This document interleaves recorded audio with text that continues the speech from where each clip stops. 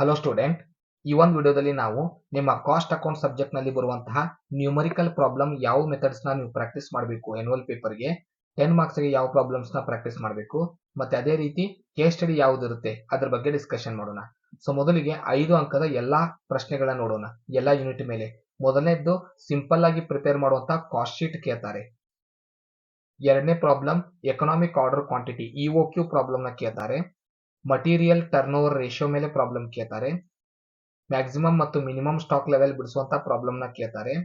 Bin card statement ಹಾಕೋದನ್ನ ಕೇಳ್ತಾರೆ.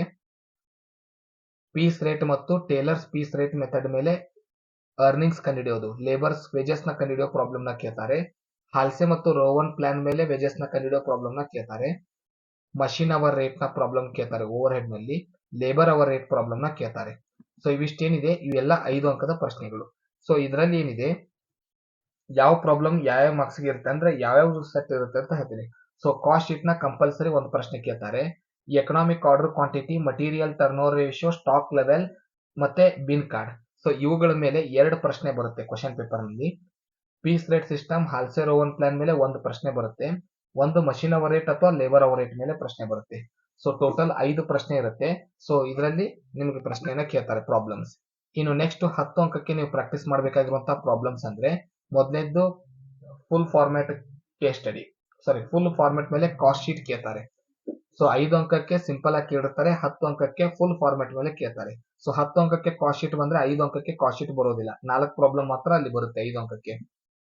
LIFO method, FIFO method, weighted average. So ಇದ್ರ ಮೇಲೆ ಒಂದು ಸ್ಟೋರ್ ಲೆಡ್ಜರ್ ಕಂಪಲ್ಸರಿ ಪ್ರಶ್ನೆ ಕೇಳ್ತಾರೆ. ಸ್ಟೋರ್ ಲೆಡ್ಜರ್ ಕಂಪಲ್ಸರಿ ಕೇಳ್ತಾರೆ. ಇನ್ನು ನೆಕ್ಸ್ಟ್ ಲೇಬರ್ ಅರ್ನಿಂಗ್ಸ್ ಮೇಲೆ ಒಂದು ಪ್ರಶ್ನೆ ಕೇಳ್ತಾರೆ. ಅಂದ್ರೆ ಆರ್ ರೀತಿ ಮೆಥಡ್ ಇದೆ ಲೇಬರ್ ಅರ್ನಿಂಗ್ಸ್ ಕಂಡುಹಿಡಿಯೋದು.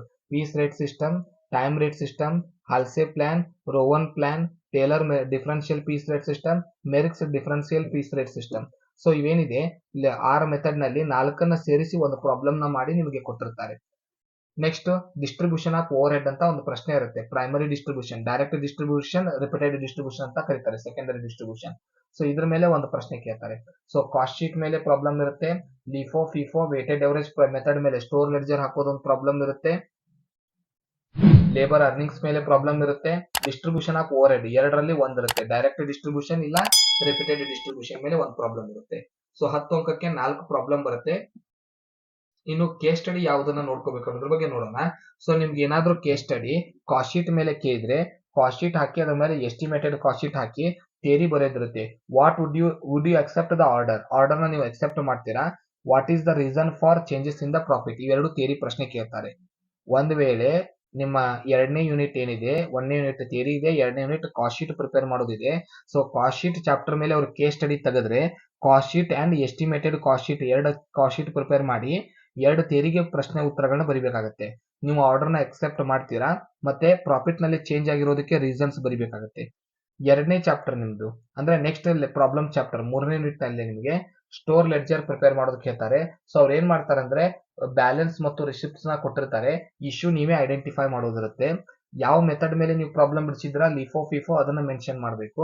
ಮತ್ತೆ ಯಾವಾಗ ಈ ಮೆಥಡ್ ಸೂಟೇಬಲ್ ಅನ್ನೋದನ್ನ ಬರಿಬೇಕಾಗುತ್ತೆ. ಇವೆರಡು ಥಿಯರಿ ಪ್ರಶ್ನೆಗಳನ್ನ ಕೇಳ್ತಾರೆ. ಎಬಿ 3ನೇ ಚಾಪ್ಟರ್ ಲೇಬರ್ ಅರ್ನಿಂಗ್ಸ್ ಮೇಲೆ ಪ್ರಶ್ನೆ ಕೇಳಿದ್ರೆ 4 ಜನರದ್ದು ಲೇಬರ್ ಅರ್ನಿಂಗ್ಸ್ ಕಂಡುಹಿಡಿಯೋದಿರುತ್ತೆ.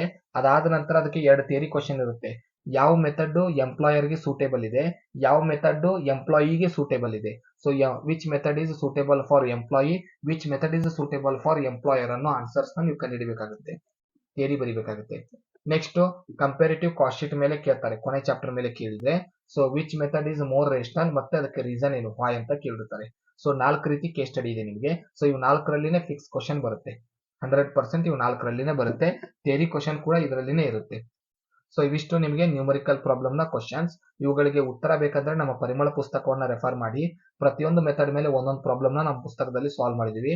ಅದೇ ರೀತಿ ನಿಮ್ಮ ಪ್ರಶ್ನೆ ಪತ್ರಿಕೆ ಬರುತ್ತೆ. ಆ ಕಂಪನಿ ಹೆಸರು ಮತ್ತು ನಂಬರ್ಸ್ ಅಷ್ಟೇ ಚೇಂಜ್ ಮಾಡಿರ್ತಾರೆ. ಧನ್ಯವಾದಗಳು. ಮುಂದಿನ ವಿಡಿಯೋದಲ್ಲಿ ಮತ್ತೆ ಸಿಗೋಣ.